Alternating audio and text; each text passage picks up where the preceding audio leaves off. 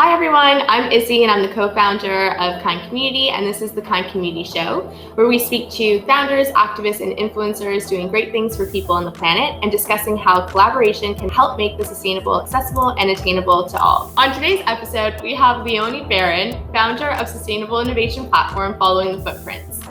Armed with the belief that sustainability strategies shouldn't be left in the dark, Leone is highlighting planet-positive businesses and sharing them with her growing community. We'll be getting to know Leone, her motivations, and her journey to uncovering the secrets of successfully sustainable businesses. Leone, thank you so much for joining us on the podcast today. Thank you so much for having me. It's a pleasure to be here. Just to start, it would be really great to understand your journey into sustainability, if this was something that was always of interest to you, and how you kind of fell into entrepreneurship. Yeah, absolutely. Definitely always been interested. I think it's something that grew up very, very conscious of the natural world and our impact on it, whether that was from an academic perspective, but various things such as the Deepwater Horizon oil spill, for example, in 2010, I remember really vividly. I remember An Inconvenient Truth when that came out. So very always interested, but didn't really know what my voice was within that. And then I kind of grew into a role whilst working at Tenzing Natural Energy, into a kind of a sustainability lead role.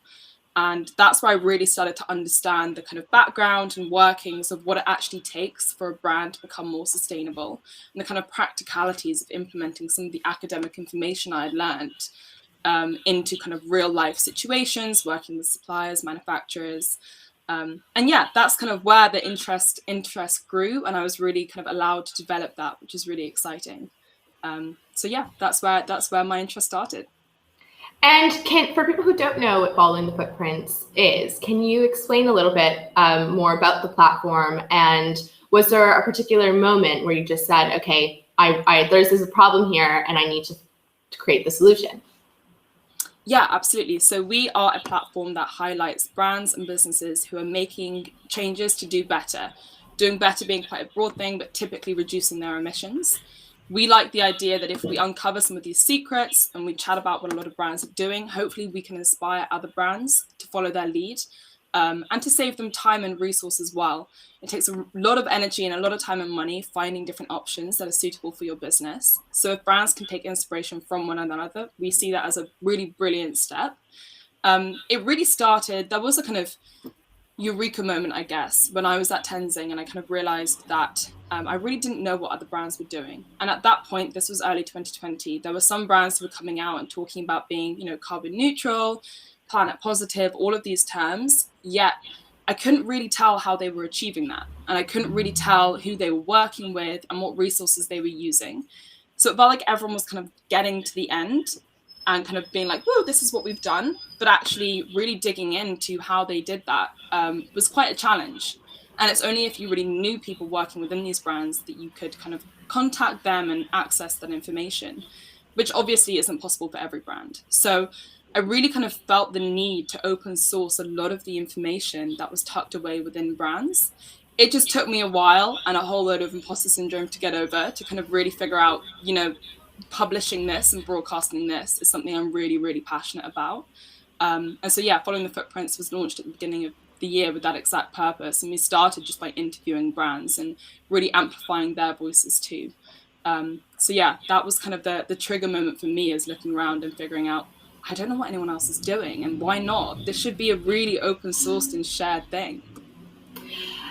I'd love to uncover that a little bit, because I think, as we spoke previously, it's interesting to see businesses commit to really ambitious targets, but you don't often hear how they're going to reach those targets or what sources that they're using to support them in reaching those goals. So why do you think sustainability is almost kept close to businesses' kind of hearts in terms of not maybe necessarily wanting to share what they're doing? And do you think it's because they want to use sustainability as a competitive advantage, or do you think it's still for them the unknown and they're not sure if it's going to work? Why do you think there's that hesitation in terms of sharing that information? Yeah, great question. And it's something I'm, to be honest, still figuring out. It kind of baffled me to begin with. I think a lot of it is that idea of a competitive advantage. of having kind of the suppliers that you work really well with, or the partners that you're really close to, and wanting to kind of keep what you've worked on close to your chest. Whether that's because there's a kind of fear of people digging into it, finding out more, perhaps finding flaws in your approach. I think a lot of brands really struggle with communicating their sustainability strategies. And one reason is, they're confident in it, but they also know that people can be fairly critical. Yeah. And kind of they don't want consumers digging into the nitty gritty of what they've done in case there isn't something done perfectly. Which I think is a shame. So I think that's one reason. I remember being on a round table with McDonald's, a sustainability manager from McDonald's, and they were saying how, they're doing a lot of work behind the scenes, but they know that they can't talk about a lot of that work because of the fundamental basis of their brand being, a heavy meat importer, for example. And they know that consumers are going to pick that apart. So I think that's one reason. I think this idea of a competitive advantage is another. And also, I think because brands are still figuring it out, I think there's been a lot of pressure for brands to come forward and make a statement and say something and make a pledge. And behind the scenes, they're still very much working on what does that even look like? What does that mean? How are we going to achieve that? I have a feeling there are quite a few brands who might have kind of spoken too soon and are now scrambling to figure it out. Whether that's because they've made hugely ambitious targets or are kind of having to reprioritize, what does 30% reduction look like? How can we actually achieve that? So a couple of different reasons. I would definitely say, though, I'm really, really passionate about advocating for open sourcing a lot of that information, as I've said. And I think there are brands who have done that really, really well, Allbirds being one. They really open source a lot of their method. And I think brands should start to see it as a advantage to be really transparent about their method and processes and start to bring other brands into their fold and work together. I kind of like to call it radical collaboration. And I think it only ever works in a brand's favor.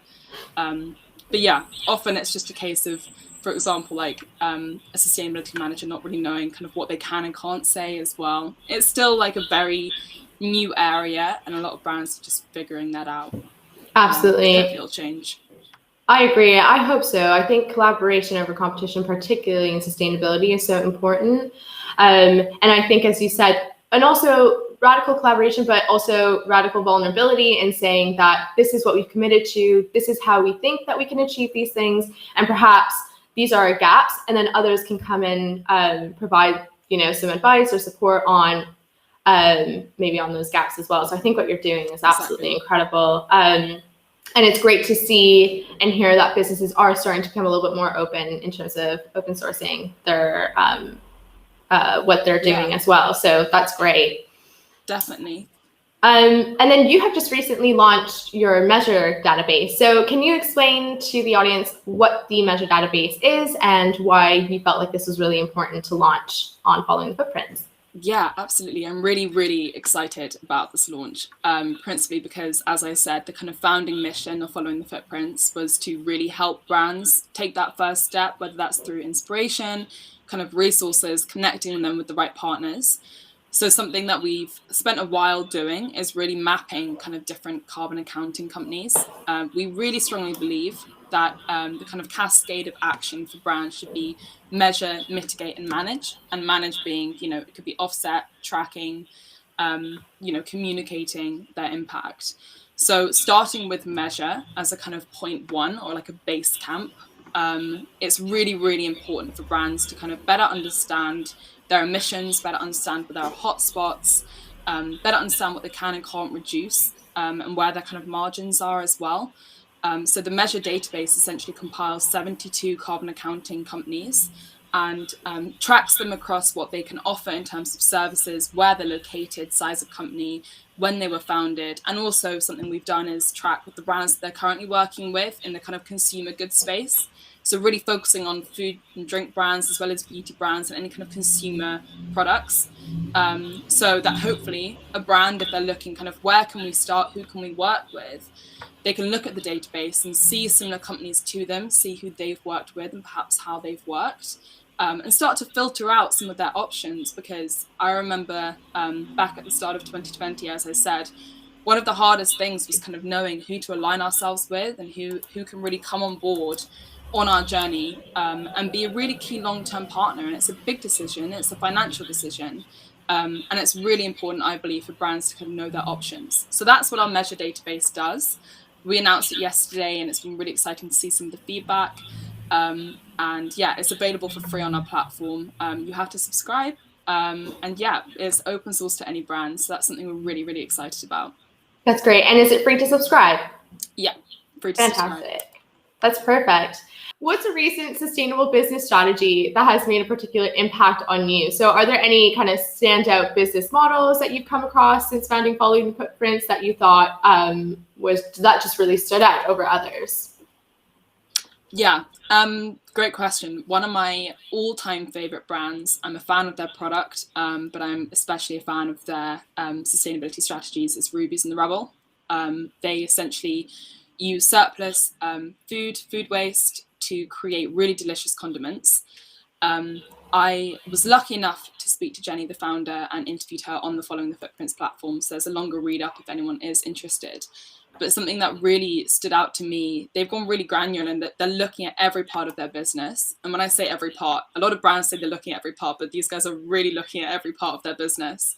And something that they've really been looking at is how they interact with their food service clients. So for a lot of brands, even if they have a product stocked on a supermarket shelf, they'll also work with stocking their product in a lot of restaurants or bars or hotels. But that's a very different set of requirements, especially when it comes to packaging. So for Rubies in the Rubble, they really identified that actually, if they want to reduce the emissions of their packaging, make it really easy for companies to use their product, they need to kind of serve them in these big bags, essentially refill bags, and serve kind of machine washable glass bottles alongside that can be refilled by this plastic composite bag. And that's one way that they can essentially make sure that they are complying to the standards of that restaurant in terms of kind of hygiene, cleanliness, not having glass in the kitchen, still offering any customer who uses that product that kind of great quality serving from a glass bottle. But they're also really kind of tracking what that means in terms of reducing their emissions. So that's one example of how a company's really looked at their packaging, which is often quite a hard thing for businesses to do, and really thought, what is our long-term strategy in terms of our customers, both on shelf, in the restaurant, but also the restaurant as a customer themselves, and separately as, how can we reduce our emissions here? Another one as well, I'm a big fan of so many brands, I could talk about them for ages, but another one as well is All Plants. Really, really big fan of what All Plants are doing, especially regarding transparency around their supply chain. And something they've done is they're working with a company called Soil Heroes, which essentially help brands, Soil Heroes have worked with people like Patagonia, help brands to effectively sponsor farms to become more regenerative. And that's a really, really important part of the food system in particular, is kind of helping the transition to more regenerative agriculture. And often kind of a bit of funding can really go a long way to help farms transition themselves. And I really like the idea that, in the future, All Plants plan to kind of source from the farms that they're sponsoring. We have an interview coming out with them in the next couple of weeks, so keep your eyes peeled for that. But I really like the idea that companies can kind of invest in their supply chain, and they can invest right back at the source of where they source their ingredients from, and make those ingredients kind of have a lower footprint themselves, and have kind of less of a big impact on the environment in terms of biodiversity too. So I think that's a really innovative way to invest in, we call it kind of carbon insetting. So as opposed to kind of, taking your emissions and going, we're going to offset, it's actually looking at, okay, we can take the money we would typically offset, and it might be a bit more expensive, but how can we put that money back into our supply chain? Because in the future, that's going to reduce our overall emissions, and that's a huge win. So yeah, those are two kind of really big admirations of mine as brands, and really interesting strategies to look at. No, those are two really great examples, and they're really good examples as well as showing that you don't have to compromise as well on your product and your offering. Yeah. Rubies is great. We also interviewed Jenny on the podcast on the show as well, and just had my All Plants before this one. So really good examples. Brilliant. We have similar fridges then. Yeah. No, that's great. And I think it's important, as you mentioned, language. is something that we spoke about before being really important, especially when we're talking about carbon emissions and offsetting and what it really means. So one thing I kind of wanted to talk to you about today was primarily offsetting and how businesses can be very quick to say we plant trees, which I think is great. It's a great option. But I think the first step should really be to reduce those emissions first. And again, this is something that we previously spoke about. It's in terms of changing language from, instead of planting trees, should we be saving trees? And do you think that this preventative outlook runs throughout following the footprints? Definitely. I think, I really love, I know we spoke previously about the kind of planting trees versus saving, but I think that's a really, really good example because, offsets will exist and companies will rely on them to become carbon neutral. But at the same time, they really should be a kind of last step. And companies should focus on measurement and mitigation. Even if you don't have the resources to focus on measurement, you can still be conscious of where you can mitigate emissions. And then the final step should be offsetting. I think also, I really understand kind of the attraction of saying to consumers, we're planting a tree for every product, or we're planting a tree for every like on this post. But in terms of the actual impact that drives, it's really easily communicated. And that's why I think it's been so popularized. But in terms of the actual impact that drives, I think it's a really tricky one. Because, for example, a new sapling can take 40 years to mature. So whilst it might seem to a consumer like you're taking X amount of emissions out of the atmosphere, it's not immediate. And also, in terms of cost, planting a tree could be, 70p or less. So often I think there's a bit of a lack of understanding about what that means from a consumer's perspective. So yeah, definitely prevention is always the kind of second or first step. And then I think offsetting should be relied on. But even then, I think, it's really great to see a lot of companies pop up who are helping brands offset. And that's a really important part. But be really, really cautious about making sure your offsets are additional. Making sure that if you didn't buy that offset, would it happen anyway? And if it would happen anyway, then that's not an additional offset. Also really making sure that, it's such an important part of doing better as a society and as a brand is preservation. We should want to conserve what's already there.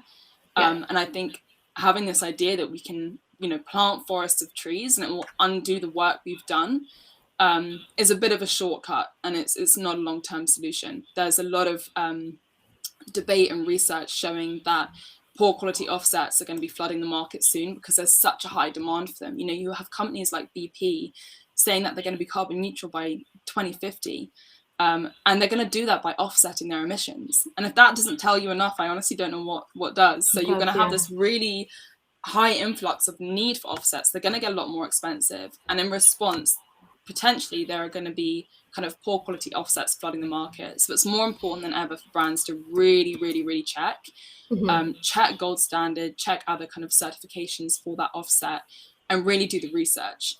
One thing I will say as well from a communication point of view with brands who do rely on offsets is try and be different with it. I think it's really interesting when brands think of offsetting not just as planting trees or kind of preserving mangroves or whatever that may be, but really focusing on what can be done locally to where you source your ingredients. It's a big critique of offsets is the fact that, we can plant trees in the UK for emissions that are being kind of expelled in China. And does that really work in balance? Probably not. So really focus on, sourcing where you source your ingredients from and what activities and action you can do, whether it's carbon insetting or carbon offsetting around those source locations. Because I think that will shine through to consumers a lot better than just simply offsetting. That is such a good piece of advice. I think it's so important to do that research. As you said, it's just understanding, and also who's planting these trees. Where are they being planted, and is that the only, it is not the only option. We can definitely mitigate. But if you choose to, definitely do your research. That's great. And do you have any plans for following the footprints to become a verification platform? So where brands and businesses can display their sustainable practices, confirmed and validated perhaps by you or perhaps the database to easily consolidate all of this information? Is that kind of where you're looking to move following the footprints towards? Great question. It's really interesting. We're currently looking at our next steps, and I don't think we'll ever kind of become a verification platform per se. I think there are bigger organizations and certifications who have the infrastructure to do the legwork to verify brands or companies or resources properly. So I don't think that's on the cards for us. Something we're really, really keen to continue being is a kind of resource hub. So the Measure database is a really good example of the type of resources that we want to be putting out in the future. Really making it easy for brands to access the information they need. There are a lot of great examples of kind of SME climate hubs, for example, which are doing a really great job of that already. And I think something that we bring that's perhaps a little bit different is that kind of spotlight, whether it's on partners that brands can work with or the brands themselves. I definitely want it in the future to kind of grow into being more of a connection hub as well. So really focusing on making it easier than ever for anyone interested to seek expert advice, for brands to connect with partners. There's a lot, I think, that needs to be done to connect the dots. I'm an optimist. I like to believe that we have the solutions out there. It's just a case of pulling them together and putting them in the right place and amplifying them, funding them. So that's kind of part of the mission that I'm on through Following the Footprints, is to help connect those dots. Absolutely. I think that aligns really well with, Kind Community's mission in terms of making sustainability accessible to all. And that the answers really are out there. It's just all about coming together and sharing that information, collaborating, as we mentioned before. Talking about optimism, I do need to bring up the recent IPCC report, which has been gloomy to many. But we are taking a lens of this is kind of our call to action to come together as a community and really continue to push forward in terms of changing the direction of the climate crisis and doing as much as we can. But much of what was mentioned does seem irreversible, and human influence has now been defined as a certain contributor to that. So what impact do you think the pivoting to more sustainable practices can have, and on what scale can you visualize this change at the moment? Yeah, that was quite a big day on Monday reading through that. And I think for anyone who's ever experienced eco-anxiety, it was a lot at once. So yeah, it was a big day. The way I'm trying to see it, and in terms of kind of future change and the influence sustainable practices can have, is it's never been clearer the difference that every 0.1 degree can make. And that's both kind of a terrifying thing, but also it's never been clearer that mitigating every 0.1 degree, the difference that can make. So I'm trying to swing it in my mind as a kind of motivation for actually every single bit really does make a difference. We know that now. We know exactly what kind of difference that could be. And in terms of how that translates into sustainable practices from a brand perspective, I would honestly say that often brands don't really realize, especially small brands, don't really realize the kind of cumulative impact of their decisions. It's often a lot of small decisions that can have a really big impact, especially when you look at it over time.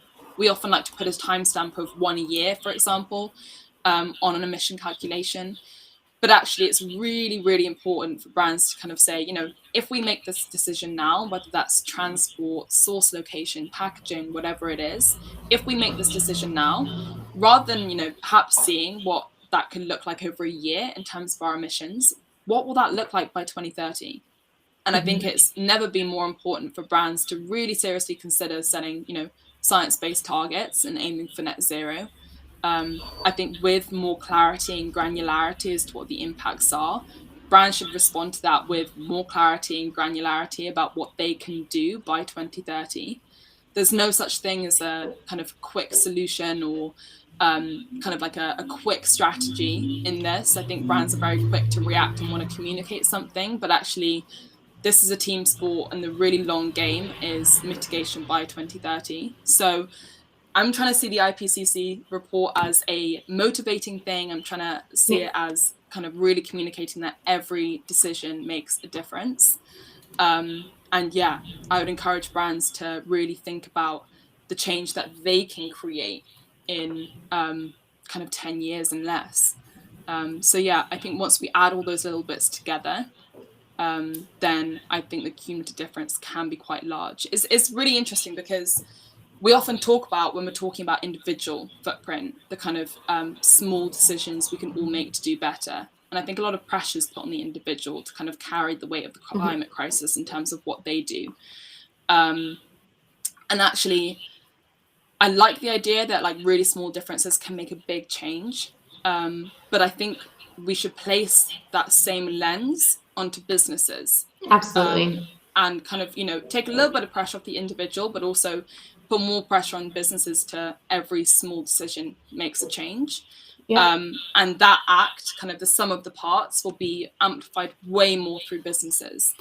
Because they just have such a global reach, such a global supply chain, and a huge consumer base. So exactly. Yeah, I want to start shifting that lens slightly more into brands.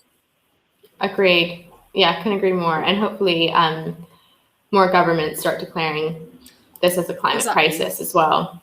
Exactly. And then just before a quick fire round, Leone, I'd love to know what is next for Following the Footprint. So are there any big changes coming up? Yeah, we have a couple of exciting things in the work. I'm not really sure how much I can say, which I know is such a generic and annoying thing to say.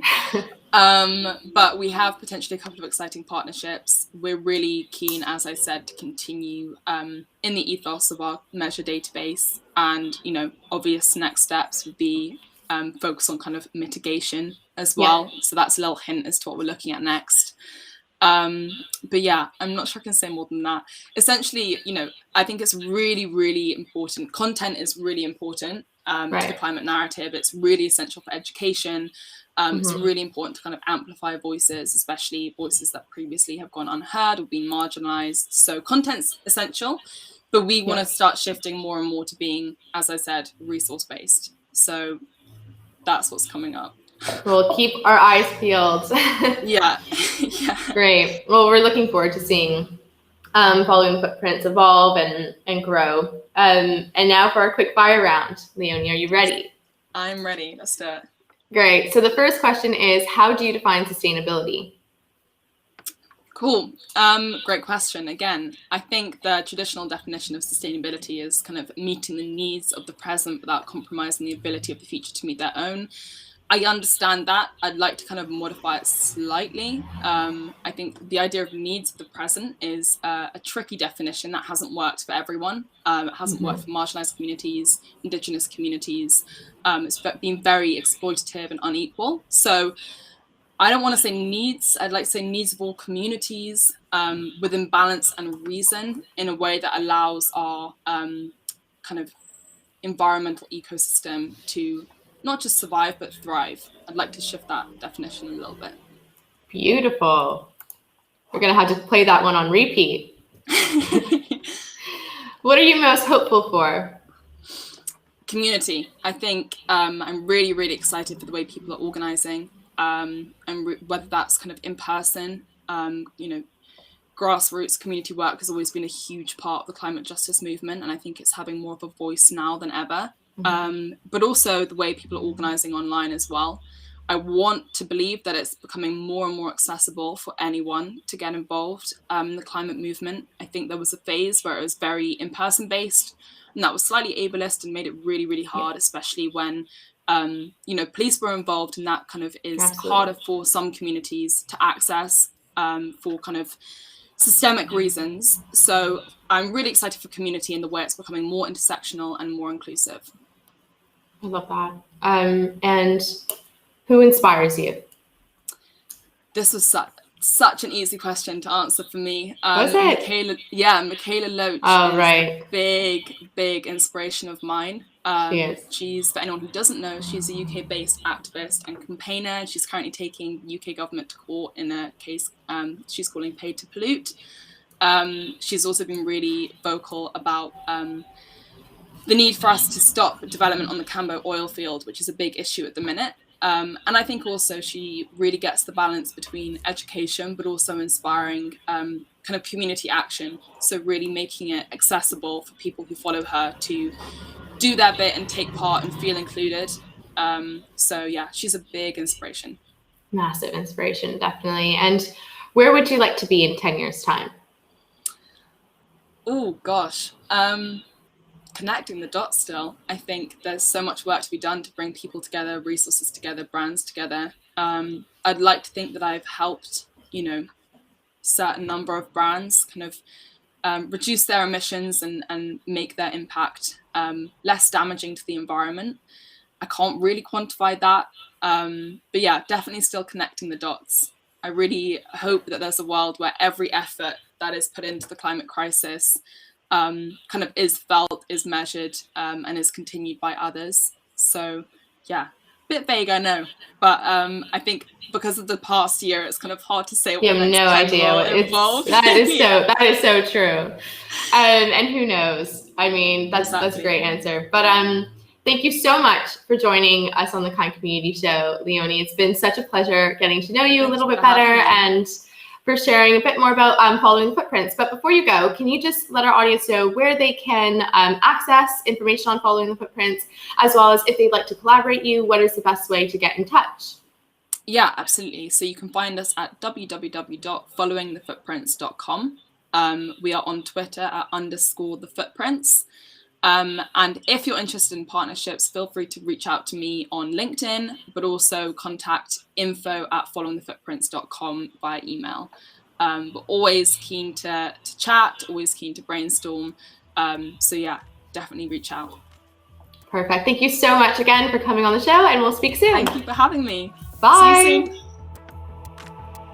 If you enjoyed my conversation with Leone, please do like, subscribe, and share the episode with others that you feel would gain inspiration and support from this conversation. We go live every Friday, and very much look forward to having you join us next week. Have a great weekend.